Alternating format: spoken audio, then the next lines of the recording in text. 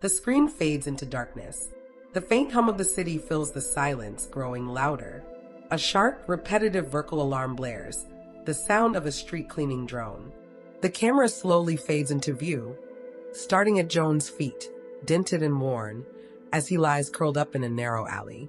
The cleaning drone whirs past, its wheels clattering on the pavement. Jones stirs, his joints creaking as he slowly sits up, rubbing his flickering eyes. He scans his surroundings, a cramped space cluttered with scrap metal and discarded wires. His home is nothing but a broken crate for shelter and a tattered tarp for cover.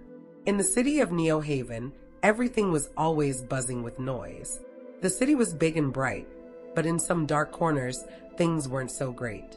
Jones was curled up in a small, messy alley, lying on the hard ground. His home was just an old, broken box with a torn blanket on top. The sound of a street cleaning robot woke him up. It made a loud, repeated noise as it cleaned the streets. Jones slowly opened his eyes and stretched, feeling stiff like an old robot. He rubbed his eyes, trying to wake up. Looking around, he saw piles of broken metal and wires everywhere. His little corner of the world wasn't much, but it was the only place he had. In Neo Haven, everything was about dreams and technology. The city was full of bright lights and machines that seemed alive, making life seem exciting and fast. But for some people, things didn't work the way they were supposed to, and their lives felt broken, like something went wrong inside them. Jones stepped out of the alley, and when he looked up, he saw the huge, glowing city of Neo Haven. Tall skyscrapers reached high into the sky, their glass windows sparkling with the lights from below. Cars that flew through the air zoomed past him, going between big, bright billboards that sold all kinds of cool things like robot parts and chips that could change your feelings. People, both human and robot, walked along the busy streets, talking and laughing, living their lives together. Jones moved through the busy streets, but no one seemed to notice him. His metal body was scratched and worn, and his eyes lacked the bright spark that everyone else's seemed to have. While the world around him was full of life and energy, he felt like he was invisible. For 40 years, Jones had tried to find purpose, but purpose never seemed to find him. Jones worked a lot of different jobs, but none of them went well. At the diner, he scrubbed the tables while customers grumbled and complained about their food. The smell of greasy fries filled the air, making him feel even more tired. One day, he was carrying a plate full of food when it slipped from his hands and shattered on the floor. His boss stormed over, pointing his finger at Jones, yelling at him for being careless. On the streets, Jones had to fix the streetlights. He stood under one, holding a metal tool, trying to repair the broken light. Suddenly, sparks flew from the wires, making him jump back. In the process, he knocked over his toolbox, and the tools scattered everywhere, clanging loudly on the pavement. In the warehouse, Jones tried to stack boxes high up, hoping to finish the work quickly. He carefully lifted one box, but as soon as he did, the bottom ripped open, sending papers and objects crashing down all around him. He winced as everything tumbled to the floor, the loud noise echoing in the empty warehouse. Every time something went wrong, Jones felt his heart sink, but he didn't complain. He just lowered his head, silently picking up the pieces, trying to fix it all over again. Despite working hard every day, no matter how much he tried, everything always seemed to fall apart. It was like no matter how much he fixed, something else broke, and little by little, he lost hope. Jones walked back to his small, cramped apartment, his steps heavy with exhaustion. He sat down in front of his hollow screen, turning it on. The screen flickered to life, showing job ads, each one making him feel worse. One after another, they all said no. Each rejection was like another punch to his heart. After a while, he turned off the screen and sat in the dark, feeling more alone than ever. Outside, the city lights twinkled through the window, casting strange patterns on his metal body, but it didn't make him feel better. Jones whispered to himself, his voice filled with sadness. "What's wrong with me?" Jones trudges down the street, joints clicking faintly with each step. The neon lights of Neo Haven reflect on his battered frame as he finishes another exhausting shift. The rain begins to drizzle, streaking down his metal face like synthetic tears. Jones stops in front of a high-end bot shop. Inside, wealthy robots and humans browse sleek, sophisticated body parts, polished limbs, glowing eye modules, and advanced emotion chips. Children play with small companion bots, their laughter echoing through the glass. Couples hold hands, discussing upgrades like they're planning a vacation. Jones stands outside, pressed against the glass, his dim eyes scanning the parts he's longed for his entire life. His reflection stares back, distorted by the raindrops. Behind the glass, perfection was for sale. But some dreams come with a price no soul can afford. Inside the shop, a group of wealthy robots and humans were laughing and chatting. Their smooth, flawless bodies shined under the bright lights, and their designer clothes looked too perfect to be real. The entire store had a clean, almost sterile glow, as if everything inside was made of gold. The shop owner noticed Jones standing outside and frowned, his face hardening. He stepped outside, his voice sharp and mean. "Hey, get out of here, scrap pile. You can't afford to look, let alone buy." As Jones stood there, a few people walking by, both humans and robots, burst into laughter. Their mocking voices felt like knives, and Jones could feel the heat of embarrassment flood his face. His heart sank as they laughed at him, like he was some sort of joke. He lowered his head, trying to disappear into the ground, and shuffled away, his shoulders hunched and his steps slow, as if the weight of the world was on him. As he walked, he saw a group of his old classmates, humans and robots who had once been in the same struggles as him, now sitting on a rooftop lounge, looking rich and successful.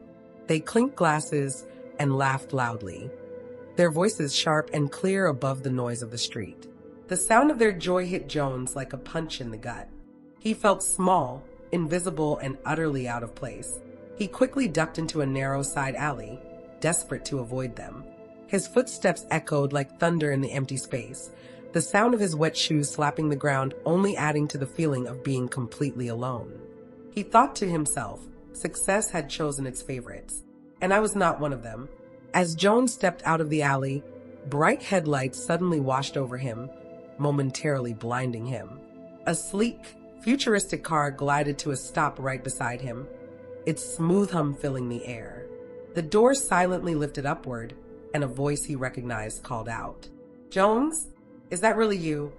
It was his old friend, smiling warmly as he stepped out, looking nothing like the person Jones remembered. Dressed in expensive clothes that gleamed under the city lights, he seemed like someone from a completely different world.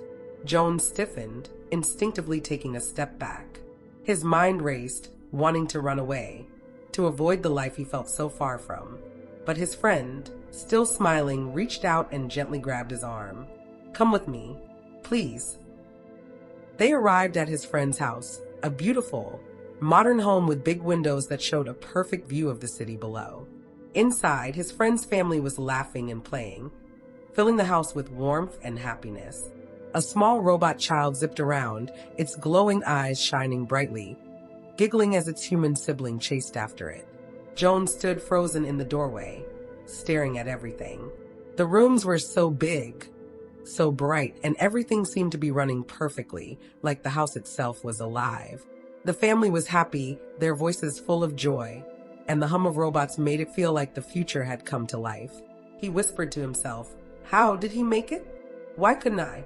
Later that evening, Jones sat uncomfortably in a soft, fancy chair, staring at everything around him. It was the kind of life he had always dreamed of but never had. His fingers twitched nervously, and his eyes seemed to lose their spark, as if a cloud of regret and longing filled his heart. He thought to himself, sometimes the heaviest weight is the life we never built. And the hardest question is, why? As the sun set, the sky turned a deep orange, and long shadows stretched across the streets of Neo Haven. The city was still alive, bright neon lights blinked, flying cars zipped through the air, and people laughed and chatted in busy lounges. But high up above the streets, on a giant screen, a sad advertisement glowed against the dark, stormy sky. Inside a clean, quiet hospital room, the walls were all white with a soft blue light.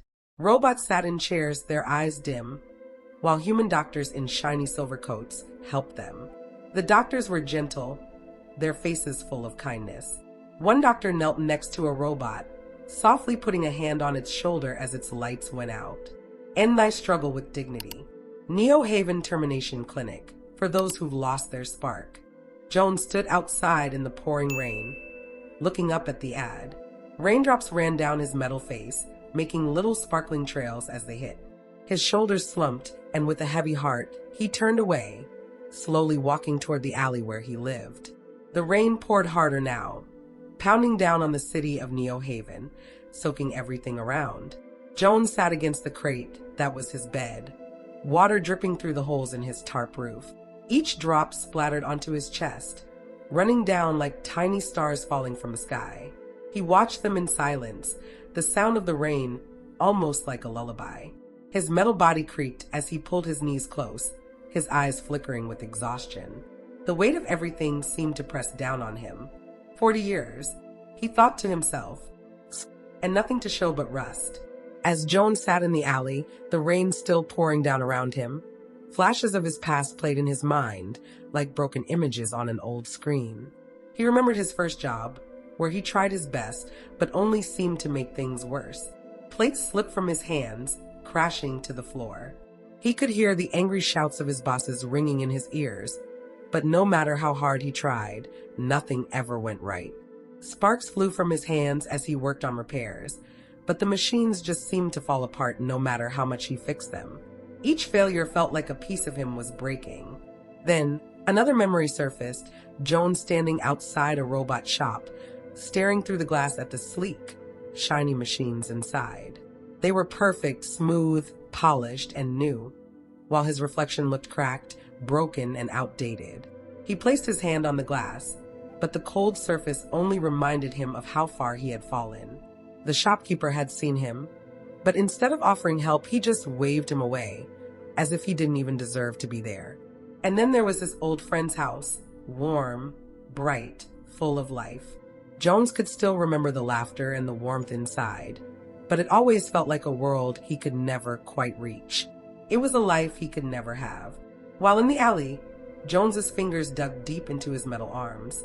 The plating was worn and scratched, and he could feel the sharp edges where the metal had started to chip away. He tried to push through it, but the pain only seemed to make everything worse. His body felt like a broken machine. Not even the parts that were supposed to work properly could keep up anymore. His voice was shaky, almost too soft to hear as he whispered to himself, I tried, didn't I? The question hung in the air, the weight of it heavy on his chest. His hands clenched into tight fists, and they trembled with frustration. Why was he like this? Why did everything feel like it was falling apart, no matter how much he tried? His mind raced with the thoughts, but one thing stood out louder than all the rest. Why can't I be enough? The rain started coming down harder, pounding the streets like the world was crying with him. For just a moment, a flash of lightning lit up the alley, making the puddles shine and ripple as if they were endless, deep, dark holes. It felt like the weight of everything that had gone wrong was crushing Jones. He had carried that weight for so long, trying to make sense of it all, but now it was getting too much to bear alone. He looked up at the hospital far in the distance, its tall, bright lights flickering in the storm. The glowing advertisement on the huge billboard seemed to call to him, like a light in the dark, shining with an almost magnetic pull. Jones didn't say it out loud, but his mind whispered to him, maybe it's time to just give up. He stared at the ad again, seeing the doctor in the silver coat softly closing the eyes of a robot, its light slowly fading away. It reminded him of his own fading hope. End your struggle with dignity. The words echoed in his head as his shoulders slumped and he turned away from the ad, walking into the shadows of the alley. The city sparkled under the bright morning sun. Tall buildings made of shiny glass and smooth metal stood high in the sky. Hovering cars zipped through the air, flying between floating tracks. Trees and plants grew on top of the buildings, and solar panels twinkled like diamonds. Big, colorful signs in the sky flashed words of wisdom and updates, painting the whole city with changing colors. On the streets, humans and robots walked together, chatting, laughing, and living happily side by side. The hospital was a sight to see. A giant, twisting building that looked like it was made of light. It had floating walkways that seemed to hover in the air, and its walls changed color depending on the sunlight. The entrance had glowing waterfalls that splashed into shining pools, and the water sparkled with little lights, like tiny stars inside. The inside of the hospital was even more stunning. The floors were shiny and smooth, reflecting the soft glow of the lights on the ceiling.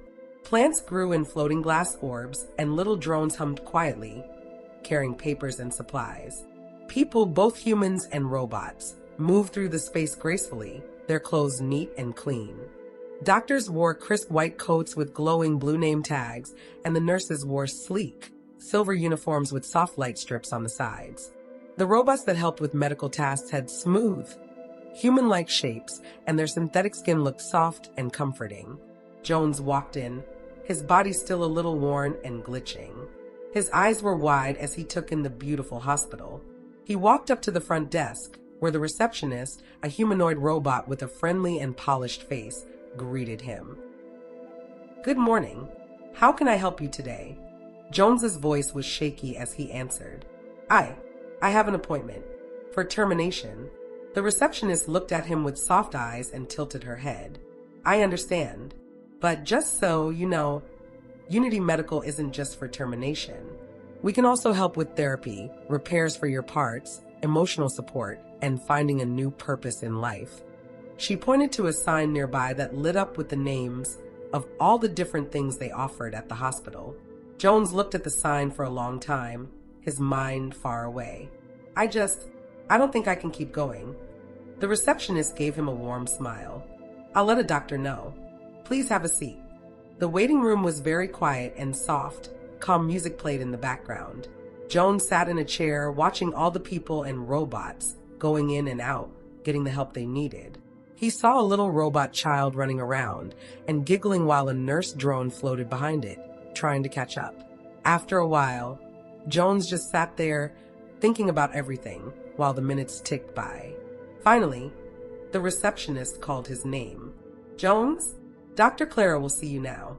Jones stepped into Dr. Clara's office, and the first thing he noticed was how cozy and high-tech it felt all at once. The walls were filled with books about psychology, coding, and robots. A mechanical arm was typing away on a keyboard, and Dr. Clara, a young woman with a lot of energy, looked up at him. She was 23 years old, but her eyes seemed so wise, like she had lived much longer. Her white coat looked soft, almost like silk, and her curly hair fell over her shoulders in waves. Jones's sensors hummed a little, almost like his heart was racing, even though he was a robot. He couldn't stop staring at Dr. Clara. She was so kind and beautiful, and the way she looked at him made him feel funny inside, like he didn't know what to call it. Dr. Clara smiled warmly and said, "Jones, right? Come in. Don't worry, I don't bite." Jones stepped inside awkwardly, almost bumping into a chair. He felt out of place but tried to stay calm. Dr. Clara chuckled softly. "Careful. Sit down. Let's talk." She opened his file and began flipping through it. Her eyebrows furrowed as she studied the information on the screen. Looks like you've been having trouble with your decisions and your confidence is really low."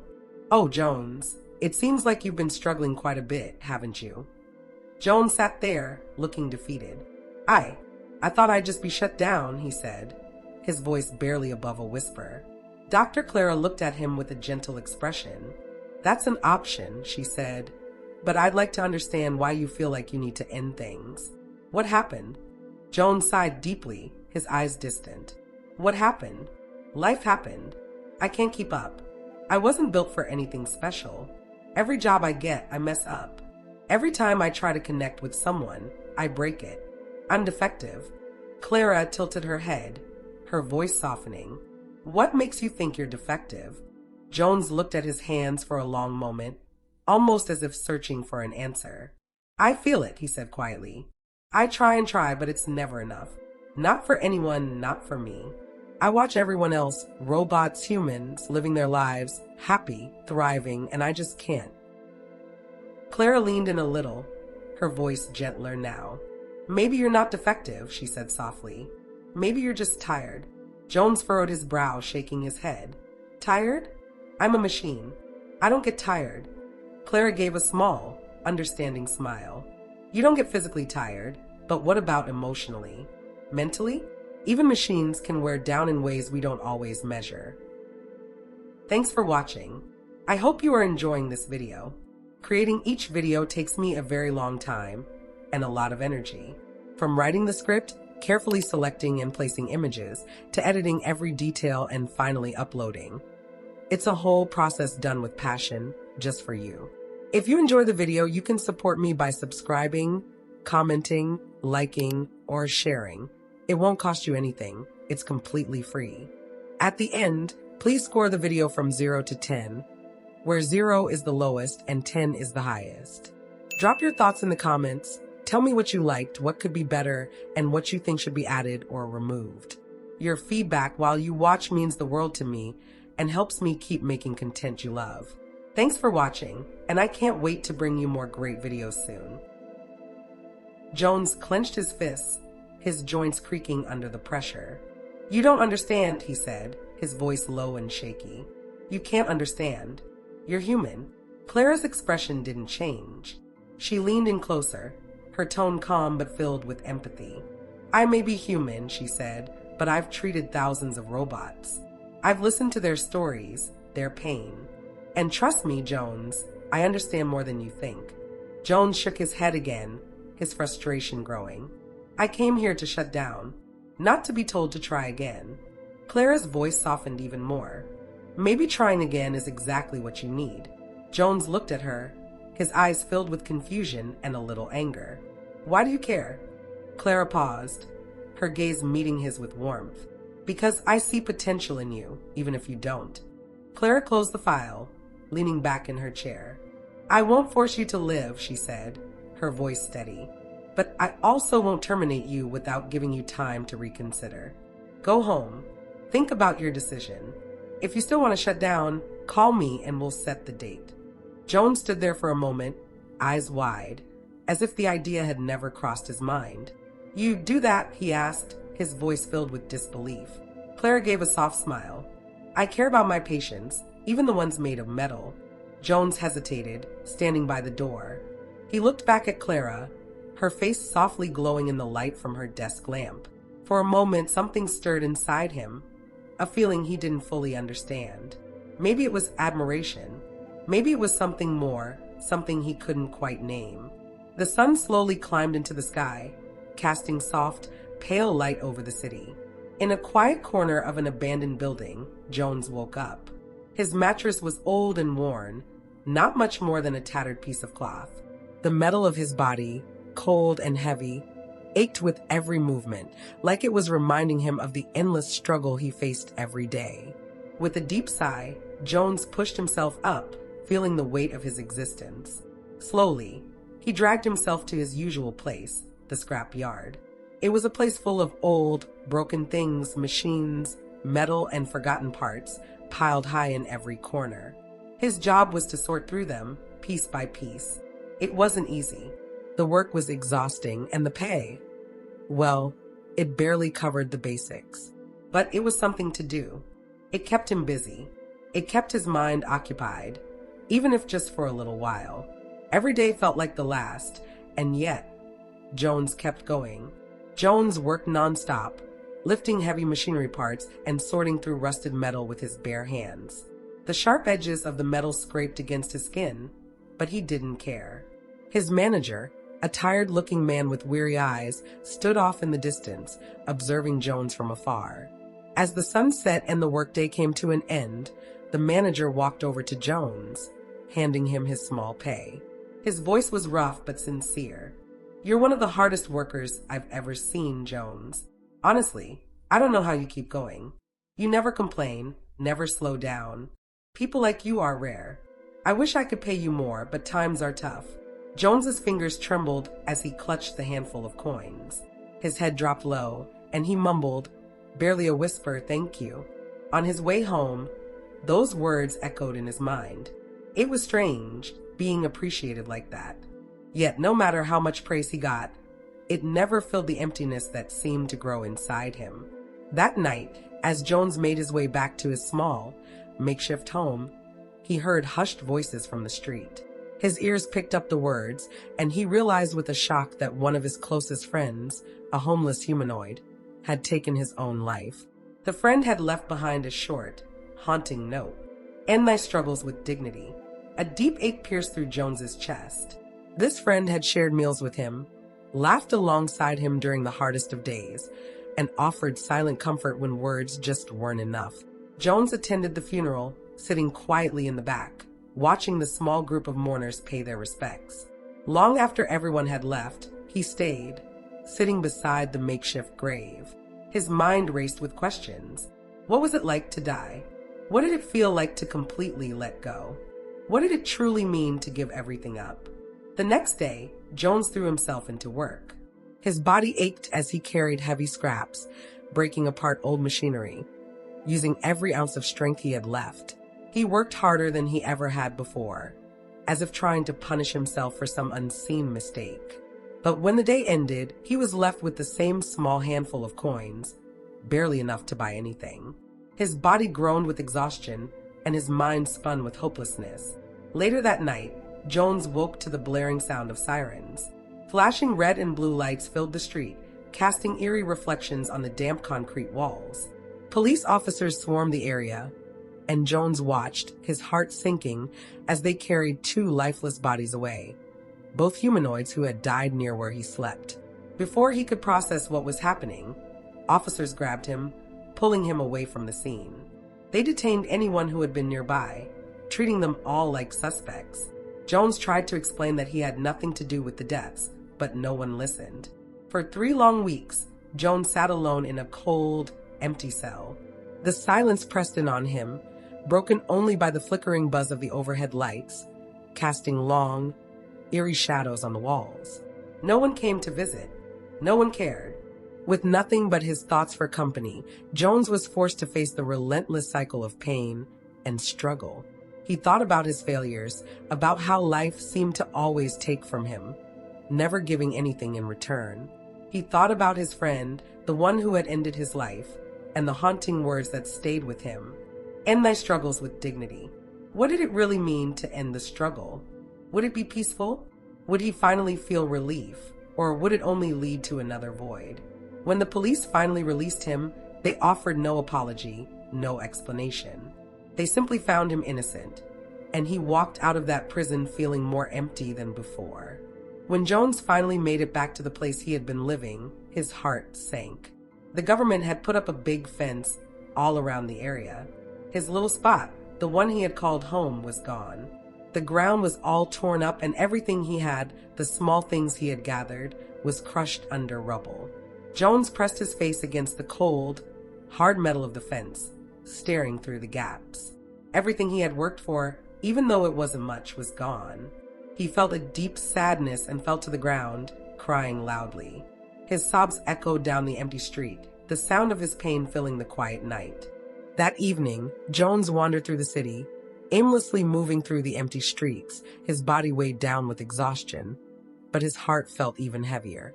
He climbed up to the rooftop of a tall building, the chill of the night air biting at his skin. Standing at the edge, he looked down at the busy streets below, a world that felt so far away. Everything down there seemed so small, so insignificant. The people were nothing but distant, meaningless dots, living their lives while he felt trapped in his own, suffocating. The wind howled around him, tugging at his ragged clothes, reminding him just how fragile he was.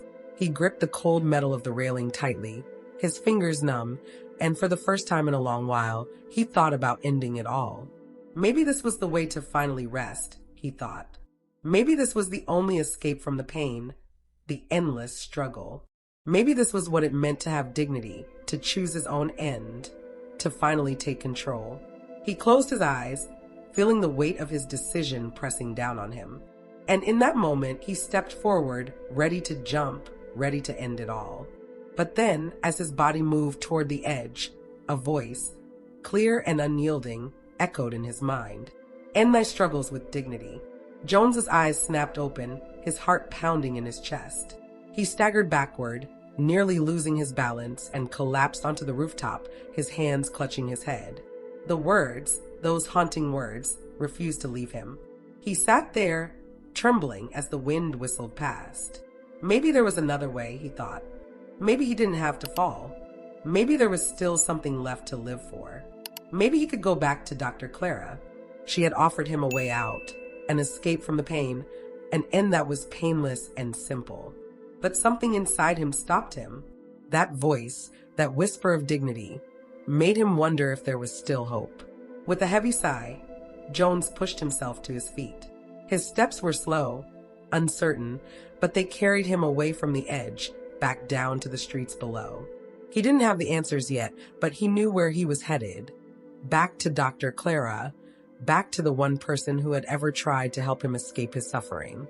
It was a busy, bright city, with glowing lights that shine like stars on the wet sidewalks. Jones, a man made of shiny metal, walked slowly, almost like he was saying goodbye to everything around him. He walked into a store that smelled of fresh, clean air. Inside, he picked out a jacket. It was dark blue, his favorite color. The person behind the counter didn't say anything, but made a soft noise as they scanned the jacket with the machine. Jones held the jacket tightly, like it was something really special, something that meant a lot to him. After leaving the store, Jones walked to a little diner, a place he used to visit often. He sat down and ordered his favorite meal, one that was made by machines. He took small bites, pretending to enjoy it even though he couldn't really taste it. All around him, people were talking and laughing, having fun and living their lives. But as he watched them, he felt all alone inside, like something was missing, like he didn't belong with them. Jones sat very still in a quiet room. His hands were tightly held together, like he was holding something important. The room was so quiet that all you could hear was a soft buzzing sound from the air purifier. The walls were all white and cold, with no pictures or anything to make it feel warm. Then, Clara, the woman who worked there, came out. She had shiny brown hair and eyes that were kind, even though she worked in such a sad place. She smiled at him and said, "Jones, you're back. Have you made up your mind?" Jones looked at her, his voice sounding tired and sad. He said, "Yes, it's time." Clara's smile got a little smaller, but she didn't ask any more questions. She just pointed to the door and said, "Okay, follow me." The lab felt cold and empty. The lights were so bright, they made everything look sharp and clean.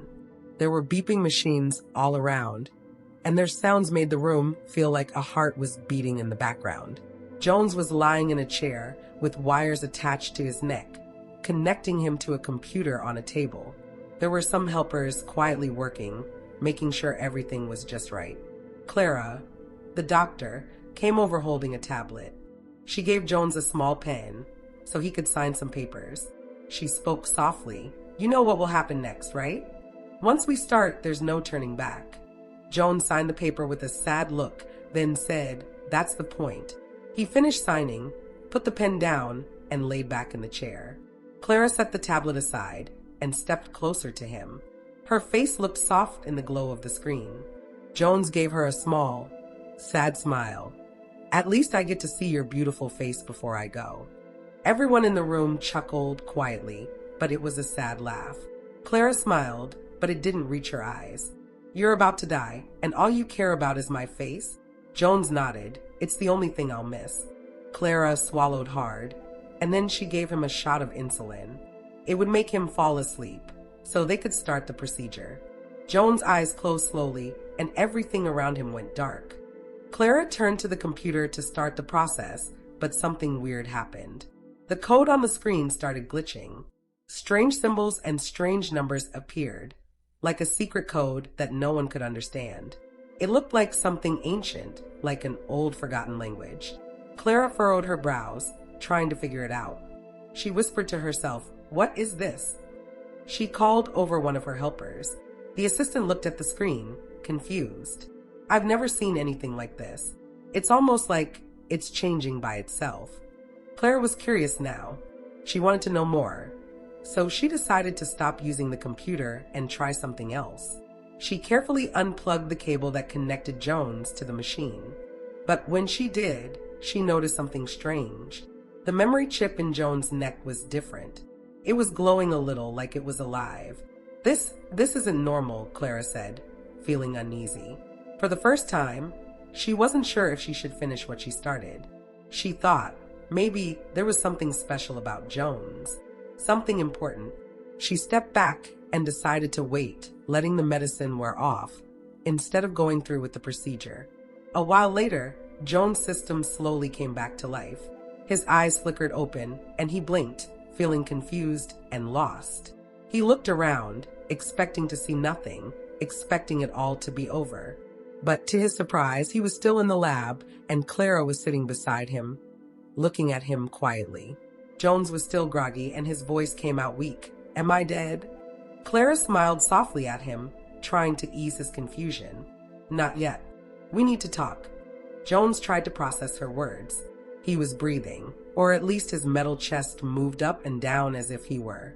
Then, something unexpected happened. A tear fell from his eye, something he had never done before. With a broken voice, he asked, "Why did you let me live?" Clara looked at him with a gentle expression and answered, "Because you're not broken, Jones. You're different, and I want to find out why." Jones stared at her, a strange feeling beginning to rise in his chest. It was like a soft, warm blanket of hope, something he hadn't felt in a long, long time. Clara wiped her face with her sleeve, quickly concealing her distress. She swallowed hard, her throat tight. "Clean the lab," she instructed her assistant, her voice barely above a whisper. She turned to Jones, her face unreadable. "Come to my office when you're ready," she said, then turned and walked out without another word. Jones watched her leave, his chest tightening with a strange, aching pressure. The room hums with a gentle electric buzz. Sunlight spills through the large windows, casting soft reflections on the sleek, metallic furniture. Holographic displays hover midair, filled with streams of glowing code and rotating 3D models of Jones' neural network.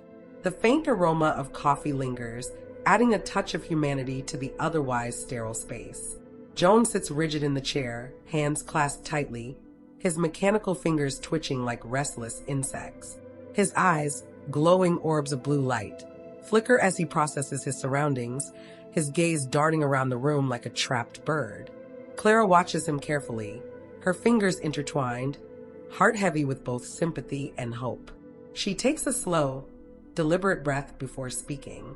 "Clara," softly, "Jones, I know we've only known each other for 2 days, but I've been studying your system nonstop since we met. And I've made a discovery." Jones, voice faintly glitching. "A discovery? Am I broken?"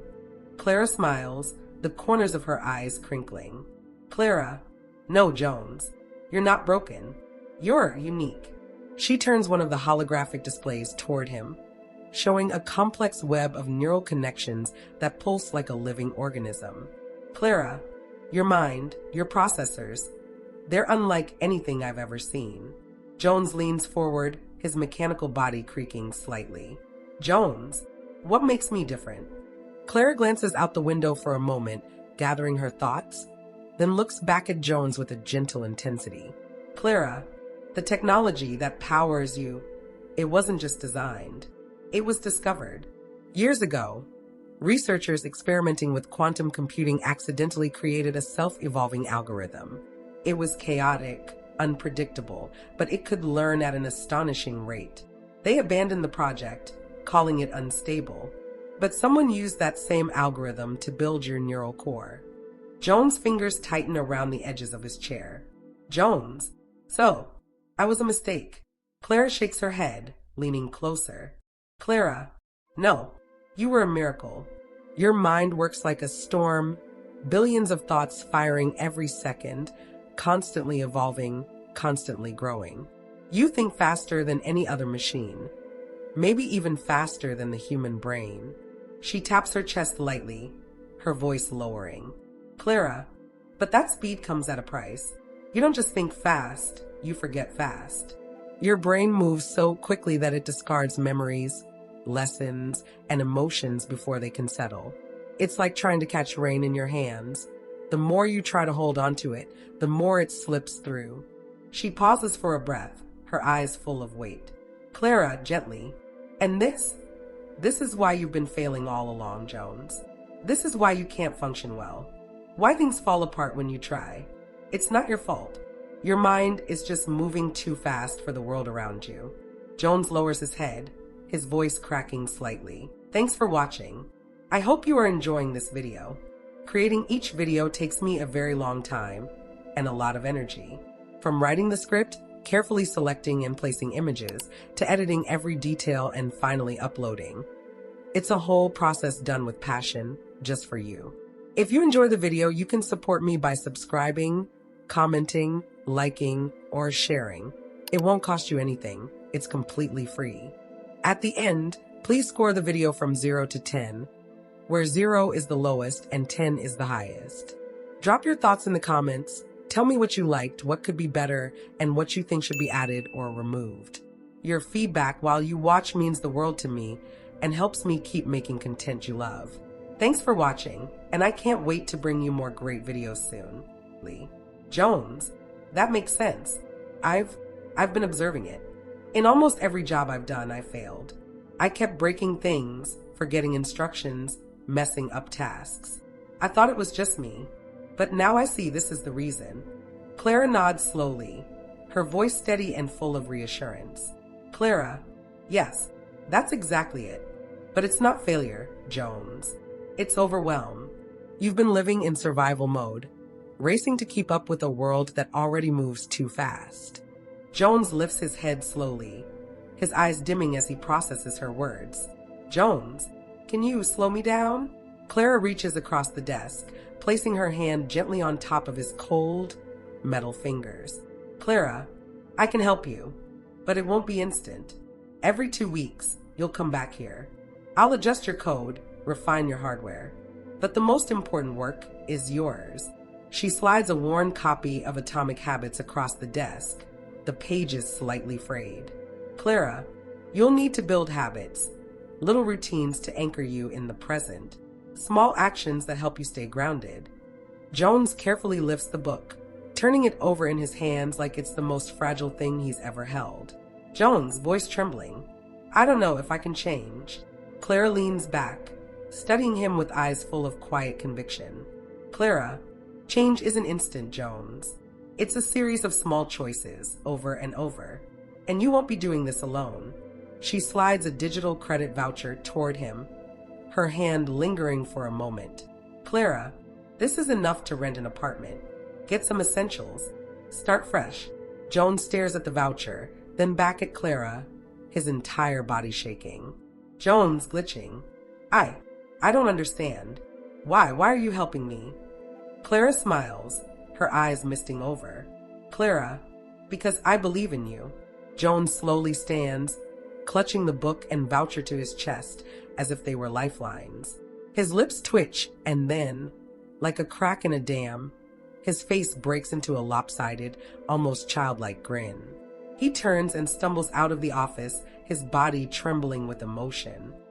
Clara, seeing how much Jones was struggling, decided to help him in any way she could.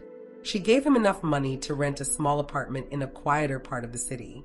She knew that fixing his mechanical parts was one thing, but rebuilding his life would take more than just a few adjustments.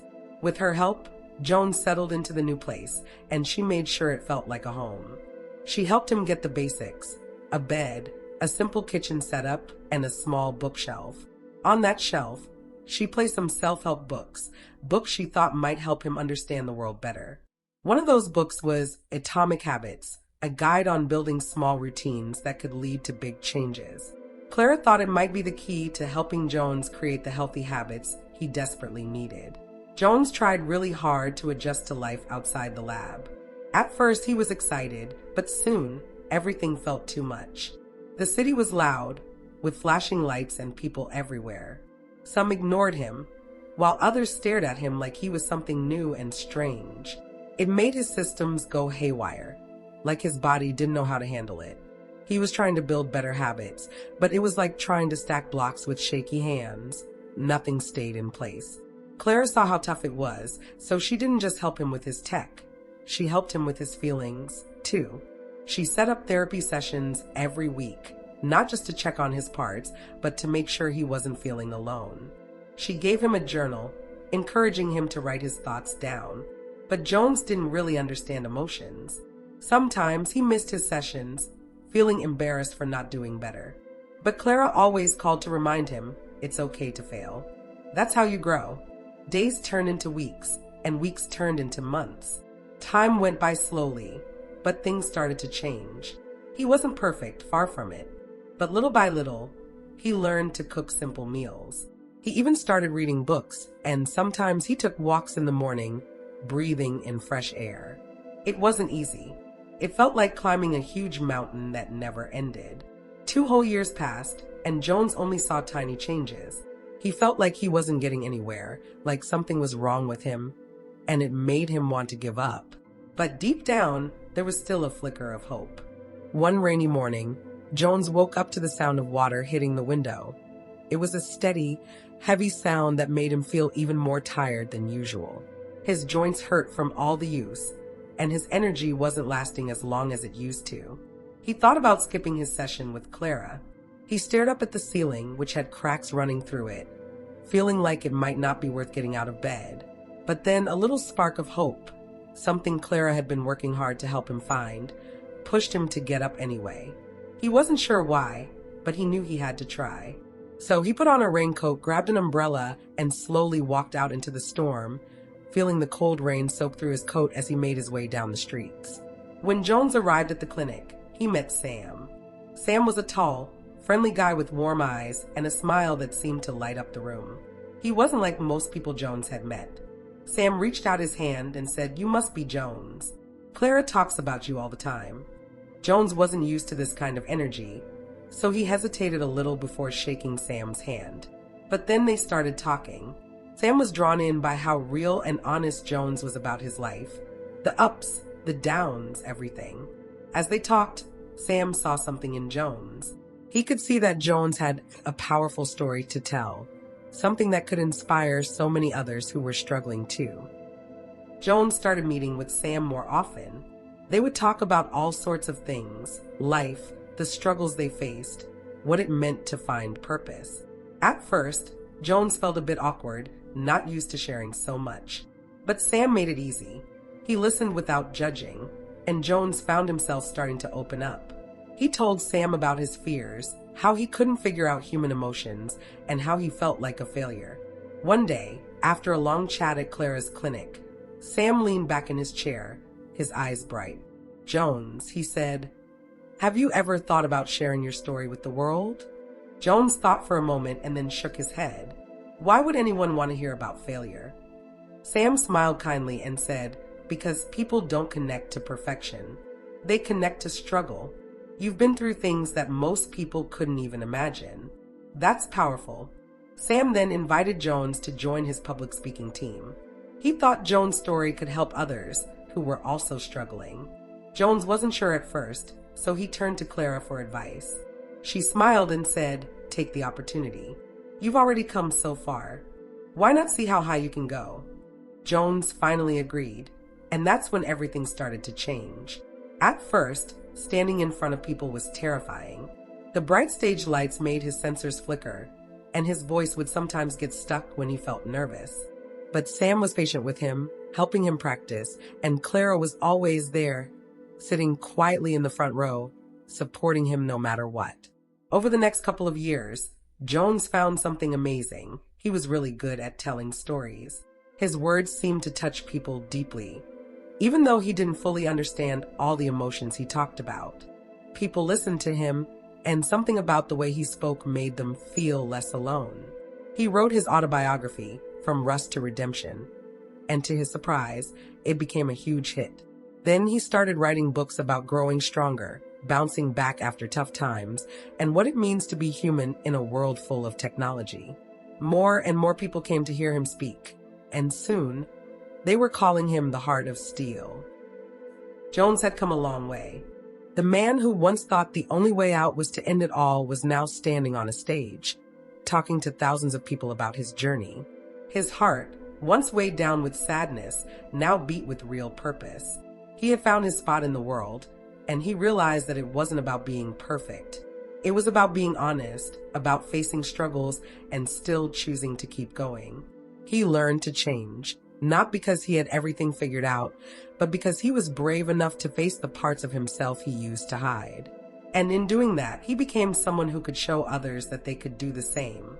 The road wasn't easy, but it had led him here, to a place where he could finally say, "I am enough." Jones' story spread everywhere. He got invited to speak at big conferences, share his thoughts on podcasts, and even appear on TV shows. His book, From Rust to Redemption, became a light of hope for many people. They found comfort in how honest he was and how he showed them that it was okay to struggle. He talked about failing not as something that stopped him, but as something that helped him grow. As more people began to listen to him, Jones couldn't believe it. He wasn't the person who wanted to give up anymore. He was now someone with a mission. He inspired others to accept their struggles and keep going, even when life seemed too hard. Jones walked back to the street where people like him had once lived, the street where everything had seemed too hard to change. It was a place where many of the faces were filled with struggle, people who, just like him before, felt as though no one cared. As he walked down that familiar path, he saw some of his old friends still stuck there. They hadn't found their way out, just like he hadn't. Without thinking twice, Jones walked up to them, offering food, water, books, and even money to help them along. But he didn't stop there. He shared something even more precious, a scholarship completely free for anyone who wanted to build a better life just like he had. Then he stood in front of them and told them his story, how he had once been hopeless but had turned things around. He spoke about self-development, about never giving up, about believing that change was possible. The people listened closely, their eyes wide with hope. As he finished speaking, the crowd cheered and clapped. Some wiped tears from their eyes, and others hugged him tightly. Jones felt a warmth inside he'd never known before. He wasn't just a man who had turned his life around. He had become a symbol of hope for all of them. As time went on, more and more people started showing up to hear Jones speak. His words were so powerful that crowds grew larger and larger. People began calling him the Heart of Steel because his strength and resilience made them believe they could overcome anything too. 5 whole years had passed since Jones first met Clara, and everything in his life had changed. He would bring her flowers to brighten her day and surprise her with meals during her long hours at work. He even made her home better with things like lights that listened to her voice, a garden that watered itself, and a hologram friend to keep her company when he couldn't be there. One evening, as they sat on the balcony of his apartment watching the beautiful sunset, Jones turned to Clara and asked, "Clara, will you marry me?" At first, Clara laughed, thinking it was just a joke. But Jones wasn't joking. Every few months, he asked her again, never rushing her, just hoping. As time passed, Clara began to understand how sincere he was, and she realized just how much she cared about him too. Eventually, she smiled and said yes. 6 years later, Jones threw a huge housewarming party for his new home, which was bright and modern, with bookshelves full of books, plants, and beautiful artwork. People from all walks of life came, including Sam, Clara, their friends from the street, and even some famous public figures. In the middle of the party, Jones stood in front of everyone, took a deep breath, and knelt down. He held out a special ring that he had made himself. "Clara," he said, his voice shaking with excitement, "will you marry me?" Clara's heart filled with joy, and she said yes again, this time in front of everyone. The crowd cheered and clapped, celebrating the love they had shared for so long. Fast forward to a few years later. Clara, now carrying twins, was relaxing on the couch, munching on chips, and laughing as Jones chased their toddler around the living room. The once lonely robot was now not just a husband and a father, but a beloved figure in the public eye. In the final scene, the setting shifted to a huge auditorium, where millions of people were watching live. Jones stood proudly on stage, holding 2 shiny trophies, one for Top Public Speaker of the Year and another for Best-Selling Author of the Year. His hands shook, but his smile was as big as ever, while the audience cheered and chanted his name. Clara, their 3 children, and Sam rushed up to join him on stage, hugging him tightly as colorful confetti rained down from above. Jones, the robot who had once wanted to end it all, now stood as a living example of hope. His journey proved that even the most broken hearts could heal, and even the darkest stories could lead to a happy ending.